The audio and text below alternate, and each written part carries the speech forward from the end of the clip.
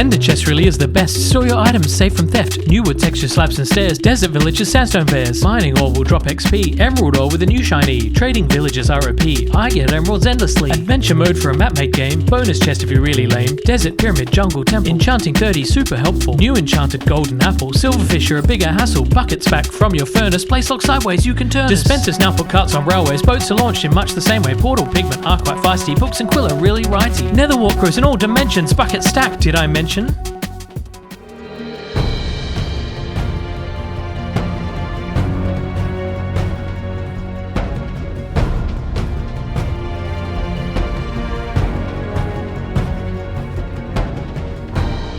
Hello everybody, it's me, BugmanCX. We're here in Minecraft The Journey, the Let's Play series where we take this world around us and upgrade it through all of the different versions of Minecraft, exploring the game and its history and all of the new features that come with it as we go.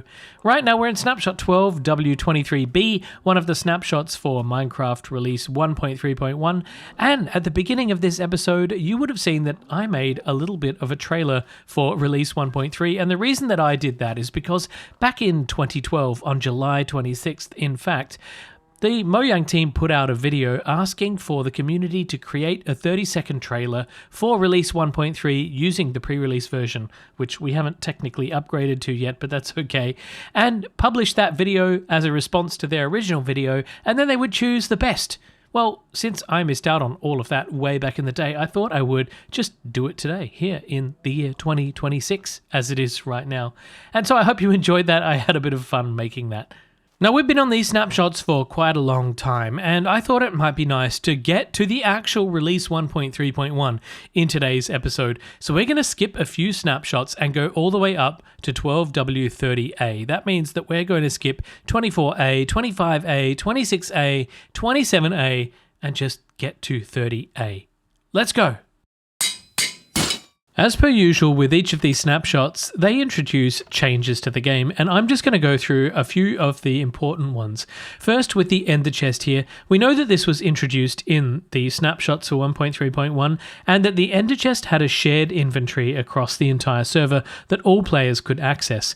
Well, that's no longer the case. As of snapshot 12W24A, the inventory in here is now mine. So I can put important items in here that I want to keep protected, and no one else can access them but me. And this is a great way of keeping all of your possessions safe. One other change here is that previously the Ender chest would actually drop itself, and now the Ender chest drops 8 obsidian blocks.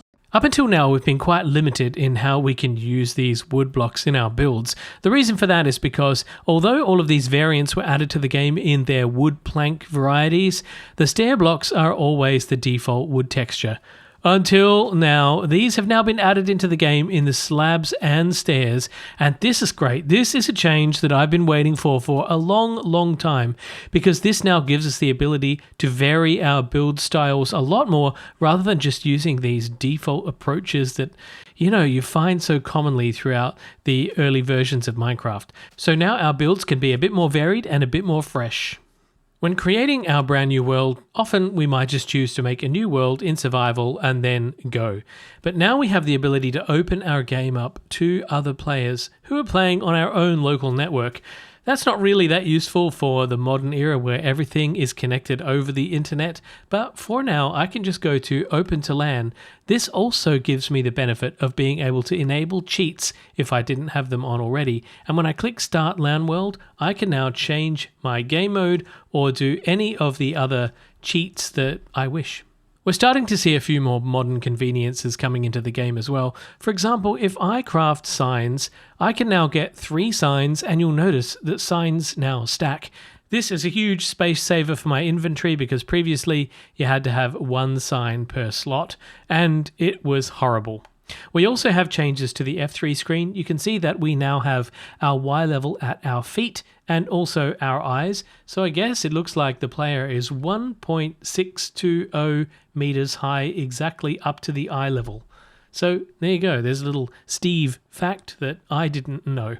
Apparently the boats are now a lot more forgiving. If you break them, they will now just drop as the boat item rather than smashing into pieces, which, let's be honest, everybody hated. Well, now that all that's out of the way, and I'm glad it is because I don't really like rushing through all of the changes like that. I prefer to play with the changes and explore the game, and doing it makes it feel like I'm making a snapshot video from back in the day or something, and that's really not what this series is about. The reason that I wanted to land on 12W30A, there's nothing special about that snapshot on its own, but there is something interesting about the snapshots that follow it.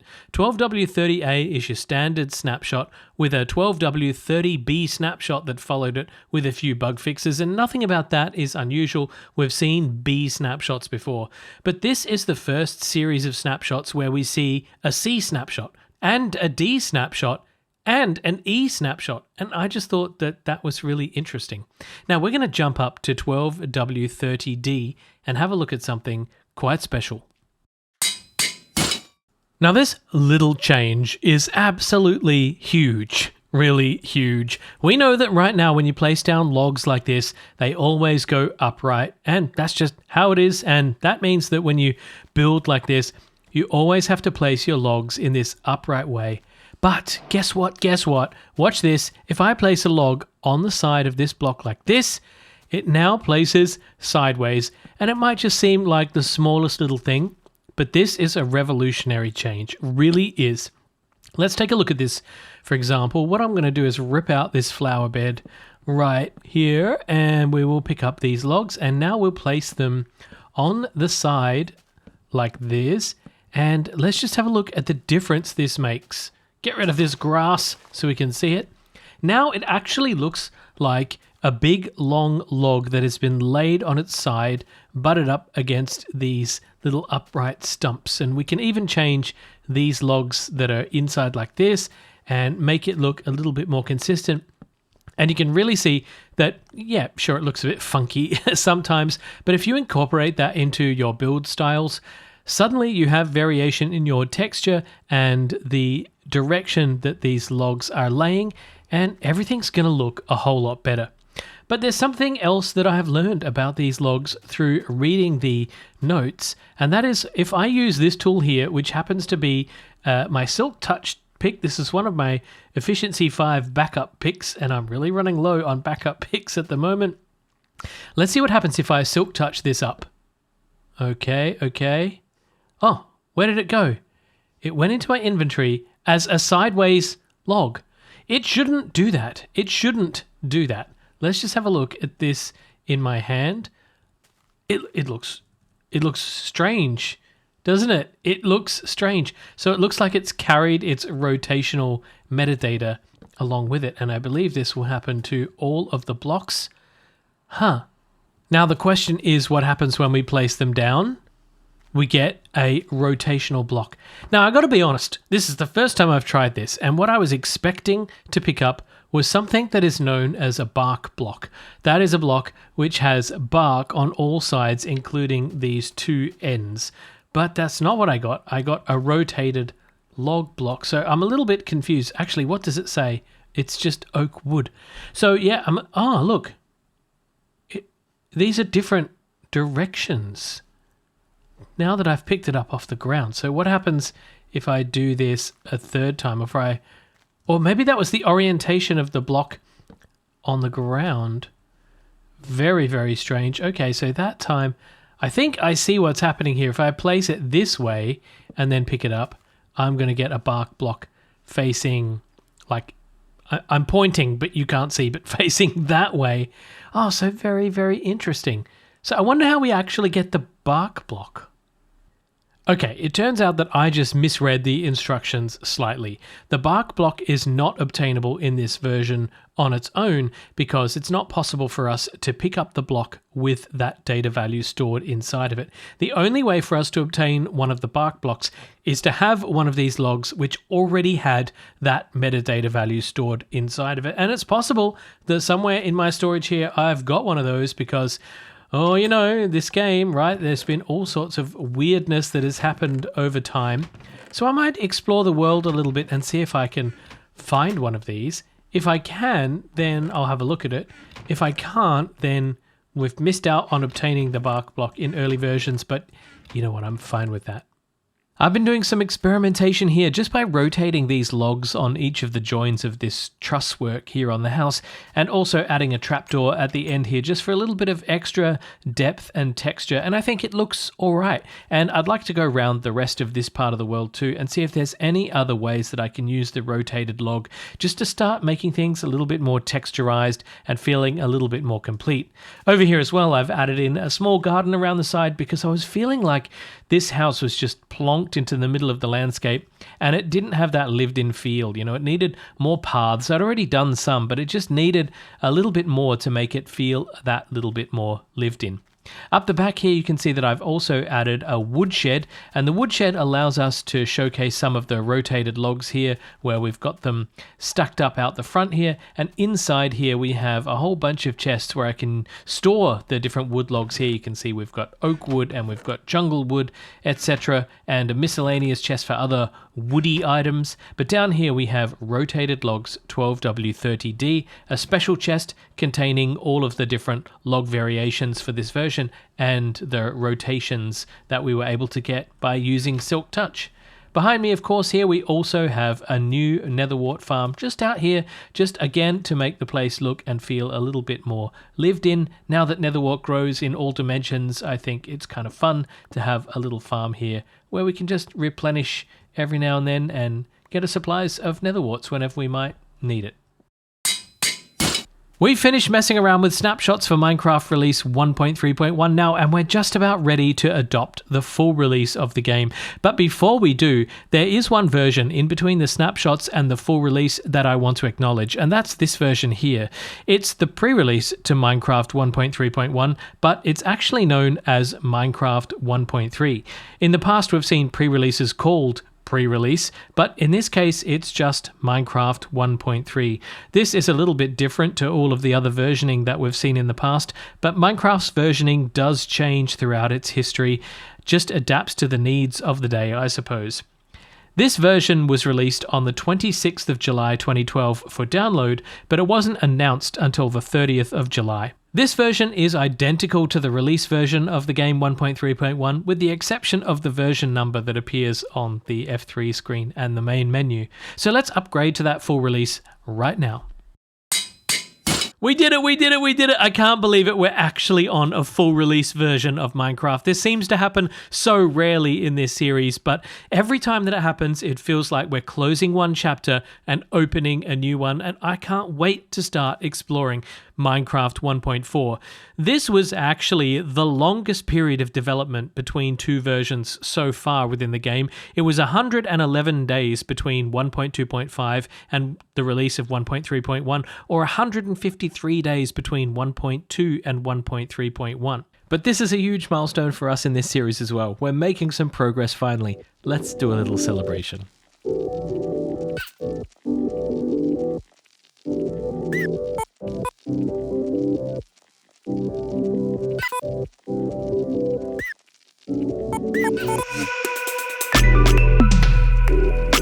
Oh, look at that. Now we have a constant reminder up there in the sky of our progress of getting all the way to Minecraft 1.3.1.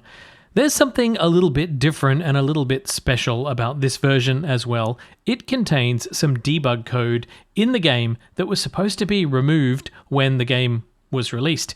This code isn't normally accessible, but through a mod, we're actually able to activate some of the features.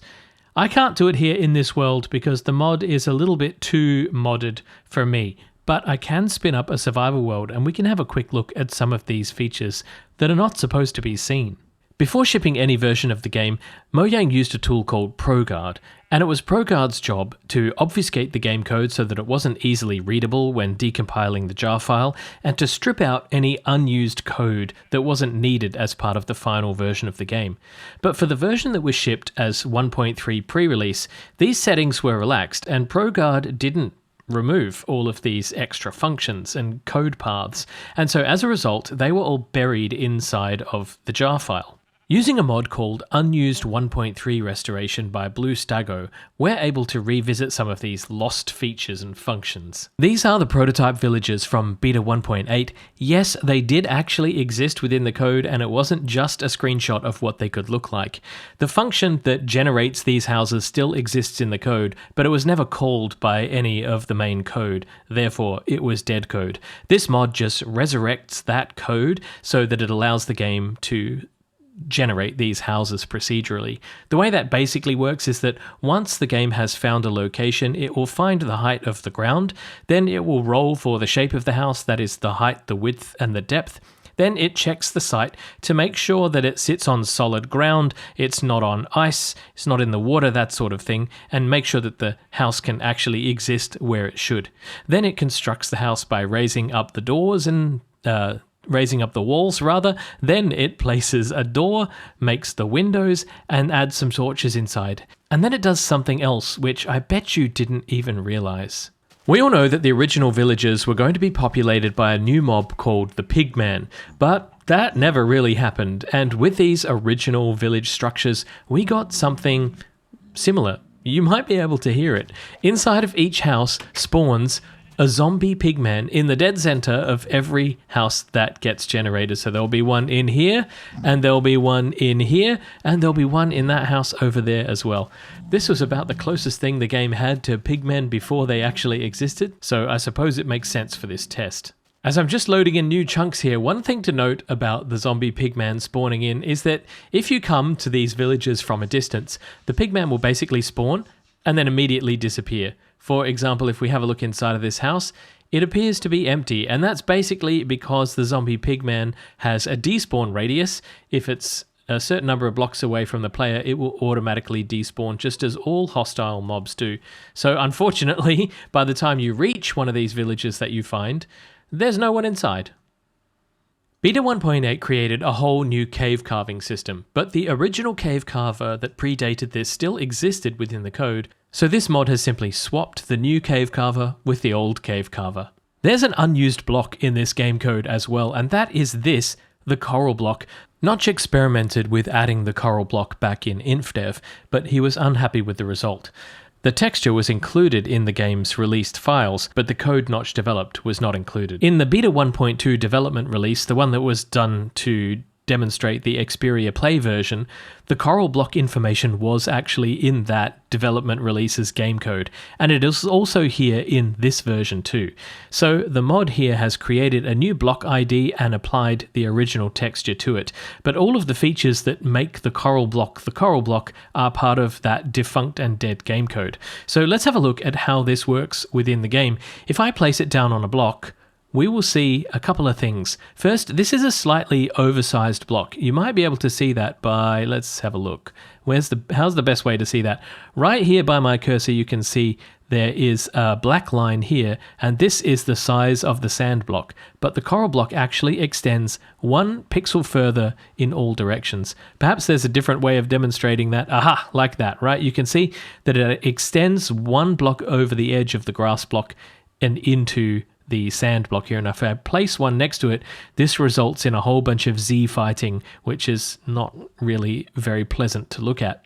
When you place down the coral block, it also chooses a random color, although the randomness I think is determined by the game seed, right? It's the same in the place you place it, but it's different wherever you place it down, if you see what I mean. And of course, these things can be placed in water, and they look okay. But look inside of it. There's air in the middle of it. It looks funky. That looks very funky indeed. So yeah, these are just a piece of Minecraft's history which we've managed to bring back to life using this mod. Another piece of dead code is the rainforest biome. Before the biomes were overhauled, again in Beta 1.8, there were a whole bunch of different biomes, and one of these was the rainforest. The properties of the rainforest were that it had a higher chance of spawning large oak trees. And that is basically the code fragment that still exists within the code. It's the properties of what that biome is. So what the mod developer has done here is just replaced the jungle biome with the rainforest biome. So wherever we see this bright green grass, this is bright green because jungle grass is bright green. It's not bright green because this is a rainforest.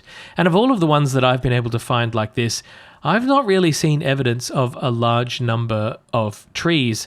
I believe that what's happening is that it just increases the chances of these oak trees being large oak trees. And so we might see more of them. We won't see, loads and loads of them like we might expect to see in a rainforest. And how do we know this is the rainforest? Well, if we press F3, we can see that we're actually in a biome called rainforest. Although the name of the biome was added back in by the mob developer, it wasn't part of the original 1.3 game code. But two other blocks exist as well from all the way back in the in-dev era. That is the water source block and the lava source block. Let's have a look at these two and how they work. If I place one down, it generates a solid block of water, but then on each of the four sides, it creates a water source block, which allows this water to flow. And if I stand on this block, well, I missed it, but if I missed it again. If I stand on this block, you'll see that it's actually solid. I don't sink into it because it's not really the same properties as water. It's just a source block. It's a pretty weird thing. And I can also place down a lava block, and what this one will do is it will also create blocks on all four sides, but in this case, it'll generate obsidian. And if I break the obsidian, we just get a standalone block like this. And just like before, this is a solid block as well. It does no damage, and I can't sink into it. It just sort of exists. So we could actually build like a wall of lava like this. It's a bit tedious, but you get the picture. And if we break it like this, and put one here and here, and then we break away all this obsidian, we can have... Why is it doing it each time? I think it's based on a random tick that it will generate those blocks on the side. Yes, that's exactly what's happening. So sadly, we can't build a wall of lava. It's just going to continuously generate these obsidian blocks, which is kind of cool, right? It's like an obsidian farm. Over here as well, I wonder if that's the same for the water source block. Let's just create a wall of water like this, and we'll grab any other block, stone monster egg, that'll do, and we'll place these on the side to get rid of the flowing water. And then perhaps if I break the water on the sides, it will... Oh no, I've created silverfish. It will regenerate water.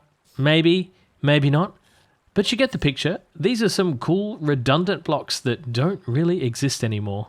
But what about the development features that aren't supposed to be shipped with the game? Well, there are a few of these in this release as well. Let's start with one for the release 1.3 features that were added to the game, and that is /test. And when I type this, a book appears in my inventory and flies out in front of me. When I pick up this book, you'll see that it is in fact a written book. And if we bring up the inventory here, we can see that it's written by Jeb and it's called Test Title. Having a look inside of the book, we get the fox ran over the field and jumped over the other fox, but nothing happened and it really sucked. I'm testing how much text that can fit into a book, obviously depending on language as well. And then this is a link to Oxeye Games, which was the game developer that I believe Notch worked at before he moved to Mojang.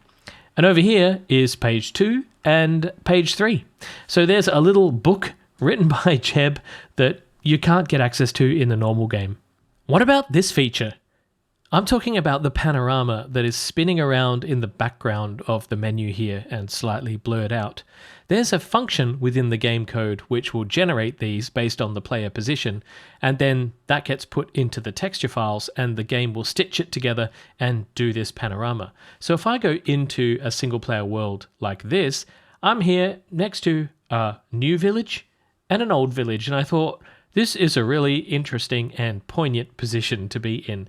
And if I go to this menu here, the mod has added a button that allows this function to run. And when I click the button, it takes the panorama. It's created 6 screenshots in my screenshots folder, and those can be put into a texture pack, or normally they'd be put into the game's texture files. But I can put them into a texture pack, and we can have a look at this panorama we just created.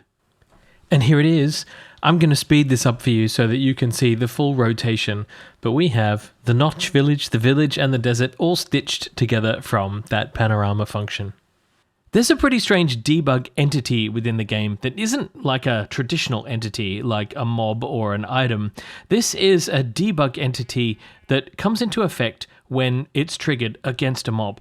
The best way to explain it is probably to go into the creative menu here and grab this delay entity spawner wand. Now this was added by the mod to give us access to the function, so whenever we use this blaze rod thing here, it actually triggers this function. And the way that it works is if I click on the air, right click in fact on the air, it sets the delay to 1 second, again 2 seconds, 3 seconds, 4 seconds, etc. And if I shift and right click, it reduces it back down to 3 seconds. Now what happens is I go up to an entity like this sheep, and when I use the wand against the sheep, it disappears. And then the timer ends and it reappears. And it's a bit of a strange one, but what's actually happening is when I click the mob, a new invisible entity has appeared which has kind of got the mob's specific metadata inside of it, and then it waits for the countdown timer to pass, and then once it passes, it respawns that entity, and then the countdown timer entity deletes itself. Yeah, pretty weird one, but that's how it works, and I can do this to all sorts of different mobs all around here, and they should just make themselves reappear each time after the entity countdown timer is elapsed. So a bit of a weird one, and I'm not really sure what its purpose is, but it exists, and so we play with it. This mod also creates a Dev Features button, and this is a menu that allows us access to some of the other features that are buried within this code that are not normally shipped with the main game. So let's have a look at some of these. First we have this, which is leftover level save conflict screen, and when we click it, it just brings up this screen about level save conflict. This screen would have been displayed if the game detected some kind of level saving conflict, but it was ultimately discarded. Going back again, we also have World Generation Profiler. This creates a new world in the background, and then it profiles how long it took to do the various steps. We can see in this case that it also had an error placing the stronghold at an invalid biome, so that's interesting, and the world generation took 682 milliseconds. This function normally just outputs this information to the console logs, but the mod has captured that information in this screen instead, just to make it accessible within the game. The model texture generator is added by the mod as well. This entire interface is created by the mod. It's not part of the game. But what is part of the game is the function which creates this image file that is displayed for each mob. The reason this exists is that for each mob within the game, it has a model which allows it to be drawn in 3 dimensions within the game, and that model requires texturing. This function creates an output.png file for each of the mobs, and this is the result of that. That output file can then be used to create a texture for any given mob in the game. 2 other very interesting features exist. One is called the Biome Previewer, and when you click this, this is what triggers the Biome Previewer function that exists within the code, and that function brings up this window called Map Test with a top-down view showing us all of the biome distribution throughout the world. This is always the same seed. It's based on the seed Aramel, and we can pan around here and have a look at how all of the biomes are being distributed. And this is probably used by the developers whenever they're making changes to the biome mechanics or adding a new biome to see just how that distribution works based on this individual seed. And we can just infinitely pan around here and see the entire world's terrain generation and biomes. The next interesting feature is the Beta 1.9 pre-release 2 Potion Tester, and it's this window and this tool which is what Jeb would have built when he was first introducing the potion mechanics into the game. And if you remember, the very first iteration of those potion mechanics was using the cauldron. You could put almost any ingredient into the cauldron and it would result in an output, and some of those potions would have effects if you drank them. And so this UI here is telling us what is happening whenever we're putting a mixture through that cauldron system. Across the top is potion bits. This is just the binary maths behind each individual potion. Here is actions, which is placing an item into the cauldron, for example, nether wart, we can see that it's changed a few things here. And if we add sugar to that, which we know is the speed potion, we can see extra information here. So we have the result of this is that it is an uninteresting potion and the color is this light kind of bluey thing. And that this combination of ingredients has effects. The effects are the speed potion with a duration of 3600, and these were the steps to brew that potion. And the reason I think these steps are important is because if you remember, all sorts of different combinations can actually result in the same potion. It's not always consistently netherwort and sugar to create a speed potion. The button to the right here is Run Big Test, and when you click that, it actually triggers a full calculation of all consumable potions that are possible in the system, and this is what the results of that test look like. Well, that brings us to the end of today's episode, and it was a bit of an extended one because I didn't actually discover that that mod existed until probably about 3/4 of the way through filming this episode, and I really wanted to squeeze it in because it's such an important part of Minecraft 1.3.1. But before we go, there's one tiny little thing that I want to do so that we can finish our 1.3 journey completely, and from the next episode, get started on everything Minecraft 1.4, and that is upgrade to Minecraft 1.3.2. 1.3.2 was released a few weeks after 1.3.1, and it contains very little changes. It also did have a pre-release version that went out before the main release, but there weren't any differences between them, so we've just gone straight to the main release. The biggest change in this release is probably this, that these large trees will now spawn in with horizontal branches, which just makes them look proper, right? Instead of these weird upside down logs. But again, that's all we have time for in today's episode, so thank you all so much for watching. A lot of work and research went into covering that mod. I had to review all of the source code of both Minecraft and the mod to determine exactly what was actually vanilla code and what was actually part of the mod, because I wanted it to be as accurate as possible. So if you appreciate all of that level of work that I had to do, please feel free to like the video, subscribe, and or join my Patreon if you want to support me directly. That would really be appreciated. But until the next episode, this has been Bugman CX. You've been watching Minecraft The Journey. Minecraft 1.3, you're out.